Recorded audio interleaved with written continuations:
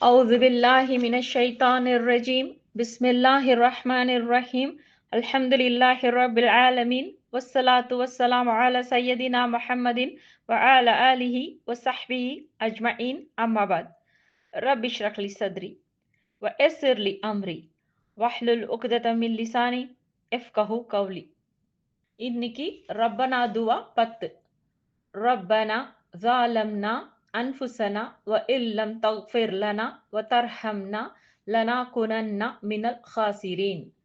இந்த துவா குரான்ல 7வது அத்தியாயத்துல 23வது வசனமா வருது. இப்போ இதற்கான அர்த்தம் என்னன்றத பாப்போம்.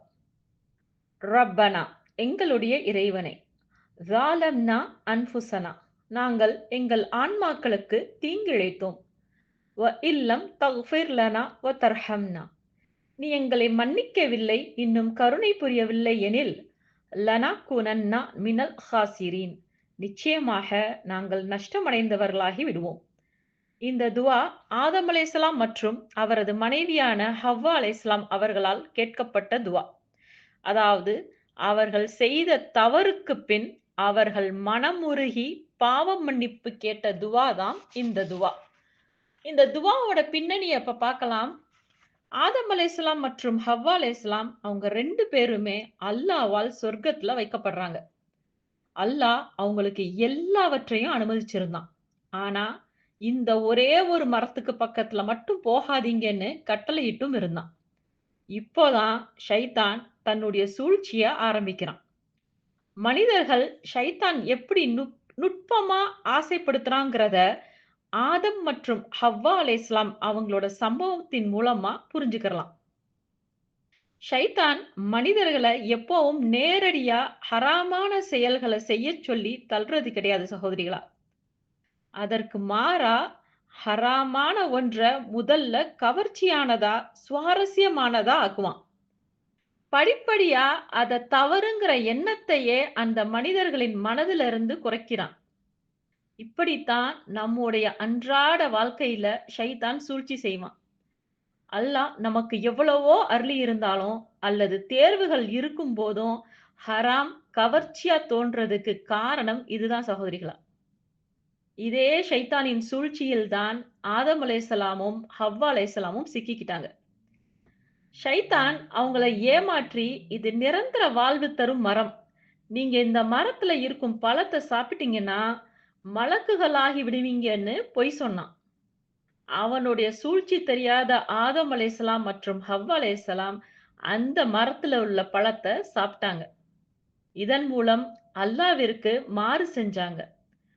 அவங்களோட வெட்கத்தலம் வெளிப்பட்டது. ஆனா உடனே தங்களுடைய தவறை உணர்ந்தவர்களாக அல்லாஹ்விடம் பாவ மன்னிப்பு கேட்டாங்க.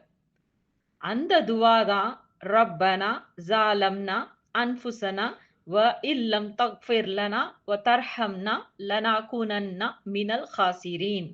அதாவது எங்கள் இறைவனே, எங்களுக்கு நாங்களே தீங்கிழைத்துக் கொண்டோம். நீ எங்களை மன்னித்து அருள் புரியாவிட்டால் நிச்சயமாக நாங்கள் நஷ்டமடைந்தவர்களாகி விடுவோம் அப்படின்னு கேட்டாங்க. அவங்க கிட்ட பெருமை இல்ல, மறுக்கவும் இல்ல, குற்றத்தை மற்றவர் மீது சுமத்தவும் இல்ல. ஷைத்தான் செய்தான்னு சொல்லல. நீ எங்களை இப்படி செய்தாயின்னு அல்லாஹ்வை பார்த்தும் எதுவும் சொல்லல. ஆனா நாங்கள் எங்களையே அநியாயம் செய்தோம்னு முழு பொறுப்பையும் ஏத்துக்கிட்டாங்க. இதுதான் உண்மையான தௌபாவின் அடையாளம். அவங்க 2 பேருமே தௌபா கேட்ட உடனேயே அல்லாஹ் அவங்களோட தௌபாவை ஏத்துக்கிட்டான். இதற்கான ஆதாரம் சூரா அல் பக்ரால 37வது வசனத்துல அல்லாஹ் சொல்லி காட்டுறான். அவங்கள நிரந்தரமா அல்லாஹ் தண்டிக்கல. இது நம் இறைவனின் மாபெரும் கருணை சகோதரிகளா. இந்த சம்பவத்தை மனித குலத்திற்கே ஒரு பாடமா அல்லாஹ் சுப்ஹானஹு வ தஆலா ஆக்குனான். தவறு செய்யறது மனித இயல்பு. ஆனா தௌபா செய்து அதிலிருந்து மீண்டு விடுவது என்பது அல்லாஹுவின் அருளுக்கான கதவு. இதன் மூலமா நாம கற்றுக்கொள்ள வேண்டியது என்னன்னா, தவறு செய்தால் உடனே அல்லாஹ்விட்ட திரும்பணும்ன்றதுதான். தௌபாவின் தௌபாவில் சுய நீதி காணல்ன்றது இருக்கக்கூடாது. 3வதா அல்லாஹுவின் கருணை எப்போதுமே மனிதர்களாகிய நமக்கு திறந்தே தான் இருக்கு. 4வது இது மனிதர்களுக்கு கற்றுத்தரப்பட்ட முதலாவது தௌபா துவா. நாம எவ்வளவு பெரிய தவறு செஞ்சிருந்தாலும், எங்கள் இறைவனே நாங்கள் எங்களுக்கு அநியாயம் செய்து கொண்டோம்னு இறைஞ்சி கேட்கும்போது, அல்லாஹுவின் இரக்கம் நிச்சயம் நம்மை வந்து அடையும் இன்ஷா அல்லாஹ்.